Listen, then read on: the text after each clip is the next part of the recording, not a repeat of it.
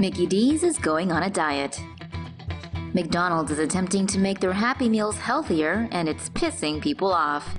Cheeseburgers and chocolate milk are getting booted off the Happy Meal menu in a bid to get meals down to 600 calories. Officially, the listed kids' meal choices are either nuggets or a hamburger. But the cheeseburger will still be available upon request, and the chocolate milk will eventually make a comeback after it's reformulated to have less sugar. Basically, McDonald's just wants to be able to advertise the Happy Meal as being healthy, even though it's just garbage. Still, some people are shooked. Angry parents are taking offense that McDonald's is trying to sell their kids what they can and can't eat. And then there's those folks who just don't think it's right to take away an iconic fast food offering. Meanwhile, child obesity rates are soaring in the US, but thank God eating and fatness have no correlation.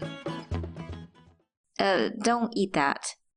Chinese restaurants caught seasoning their food with opium.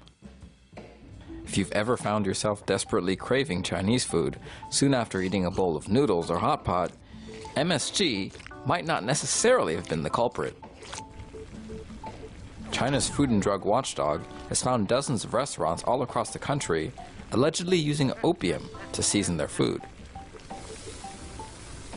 Now, whether small amounts of opium in their grub can indeed make addicts or even regulars out of customers remains to be proven. But given how frequent cases of opium seasoning have been in recent years, the restaurants, which include a popular Beijing hot pot chain, may have been attempting to test that very theory. 5 of the 35 restaurants found to have been peppering their food with opium are currently being prosecuted. The others are still under investigation.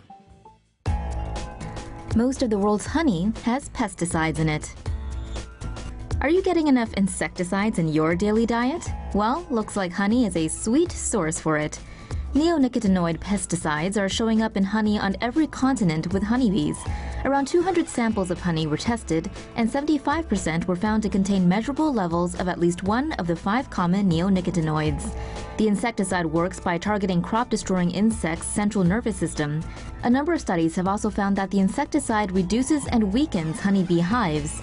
Pesticide levels varied between regions. In North America, 86% of samples contain pesticides, Asia, 80%, Europe, 79%, Africa, 73%, the Australian region, 71%, and South America, 57%. Bees and other pollinators are necessary to 3/4 of the world's food crops, but have been declining in number in recent decades.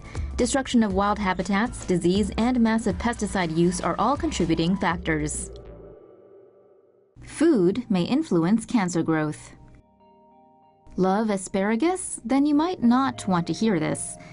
A new study looking at mice with an aggressive form of breast cancer found that tumors struggled when the nutrient asparagine was missing from their diets. Asparagine is found in asparagus, poultry, seafood, and many other foods. It is an amino acid, a key building block of protein. Cambridge scientists found that when mice were given a low asparagine diet or asparagine-blocking drugs, tumor growth struggled in the mice. In the future, cancer therapies could be improved by modifying a patient's diet or by using drugs that change the way tumor cells can access nutrients. The findings still need to be confirmed, so in the meantime, enjoy that asparagus. You might want to lay off the coconut oil. Health food enthusiasts and hipsters have long sworn by the many benefits of coconut oil. But according to the American Heart Association, it may not actually be all that good for you. Coconut oil, unlike most plant oils, is highly saturated. Its saturated fat content is 82%, higher than butter, beef fat, and pork lard. Saturated fat has been linked to low-density lipoprotein, which is bad cholesterol that can build up in the arteries and increase the risk of heart disease. The American Heart Association recommends eating less saturated fat, replacing them instead with unsaturated plant oils, nuts, and seeds. Still, coconut oil has been known to raise good cholesterol levels. And while the evidence doesn't say increased consumption leads directly to heart disease, the fact remains that it contains plenty of saturated fat.